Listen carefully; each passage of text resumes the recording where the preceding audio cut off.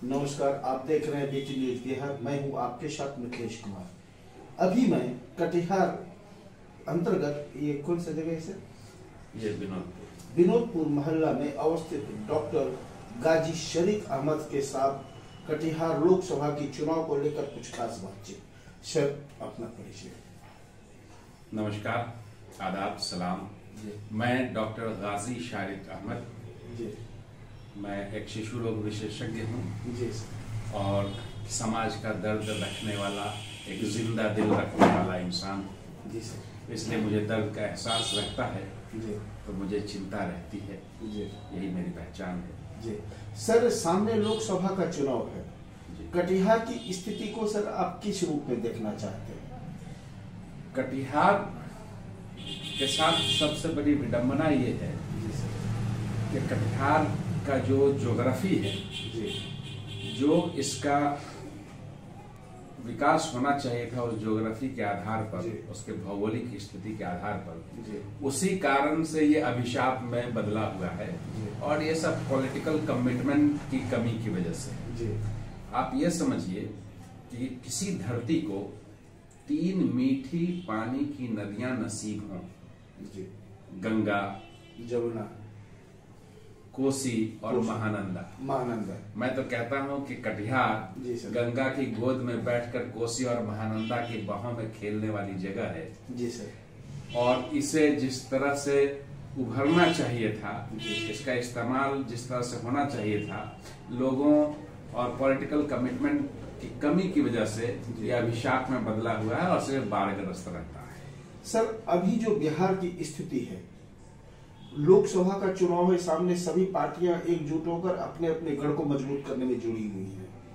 लेकिन कटिहार की जो भौगोलिक स्थिति है, जो विकास की स्थिति है, उस पर कोई भी राजनीति करने वाले लोग पूर्ण रूप से नहीं बात कर पाते हैं सर। सामने सर बारसोई में अनुमंडल में गोलीकांड की घटना हुई। जो गठबंधन के नेतागण थे वो छुपते हुए नजर आए सर। और सामने अभी जो सामने चुनाव होने वाला है, लोकसभा का चुनाव, इसमें फिर वो उभर कर आएंगे सर सामने। इस पर आप क्या कहना चाहेंगे सर? देखिए, आपका सवाल का 2 हिस्सा है। जी सर। एक है कि इसका भौगोलिक स्थिति की वजह से भी विकास नहीं हो पाया, क्यों नहीं हो पाया? जी। तो सबसे पहला जरूरत ये है कि हम जब वोट करते हैं जी सर, तो हमें ये पता होना चाहिए कि जब हम वोट कर रहे हैं किसी को, तो उसको किस काम के लिए चुनना है मुझे। एक एमपी, एक एमएलए, उसका प्राथमिक काम ये नहीं है कि हमारे घर के आगे की सड़क बन जाए, हमारा नाला बन जाए, हमारा ट्रांसपोर्ट पोस्टिंग हो जाए। उसका प्राथमिक काम है कि वो हमारे लिए सदन में ऐसा प्रस्ताव लेके आए, ऐसा बिल लेके आए कि ऐसा कानून बन जाए कि हमें ये सारे काम कराने के लिए दरवाजे दरवाजे दौड़ना नहीं पड़े। हमारी सुविधाओं के लिए कानून बनाए, ये प्राथमिक काम है। लेकिन हम वो देखते नहीं और हम ये जानते भी नहीं है कि जिस कैंडिडेट को हम चुन रहे हैं उसमें उतनी सलाहियत है भी या नहीं है। आप एक शादी कराते हैं तो पंडित बुलाते हैं, आप एक मस्जिद में इमाम रखते हैं तो मौलाना बुलाते हैं। जी सर। लेकिन आप पहले ये तय करते हैं कि इसको वो काम आता है कि नहीं, उसमें निपुण है कि नहीं, ये मंत्र पढ़ पाएगा कि नहीं, इसे कुरान आता है कि नहीं, इसे शादी की विधि व्यवस्था मालूम है कि नहीं। तो इस तरह से हम उसको चुनते हैं, चयन करते हैं। लेकिन हमने आज तक किसी भी एमएलए एमपी को चुनने से पहले कभी ये सोचा कि इसको संविधान के बारे में ज्ञान है कि नहीं, क्षेत्र के विकास के लिए क्या क्या कानून बनना चाहिए, उसके लिए कोई इसके पास प्लान है कि नहीं, हमने कभी नहीं चुना। हम जिस तरह से चुनते हैं तो वैसे ही लोग आएंगे और पॉलिटिकल पार्टियां भी वैसे ही लोगों को देती हैं टिकट। तो ये हमारा दुर्भाग्य है। इसलिए मैं कहता हूँ कि अच्छे लोगों को, जानकार लोगों को, पढ़े लिखे लोगों को पॉलिटिक्स में आना चाहिए। दूसरा हिस्सा है आपका कि जो अभी लोकल पॉलिटिक्स में गोलीकांड हो गया और इस तरह का कांड हो गया। तो देखिए, किसने क्या रोल निभाया ये सबके सामने है। सोशल मीडिया पर देखा गया सर, सबके सामने है और सब जानता है। जी सर। पब्लिक से कुछ नहीं छुपा है। इसलिए इस पर टीका टिप्पणी करना और जो मामला सब जुडिस हो उसमें कोई टीका टिप्पणी करना उचित नहीं है।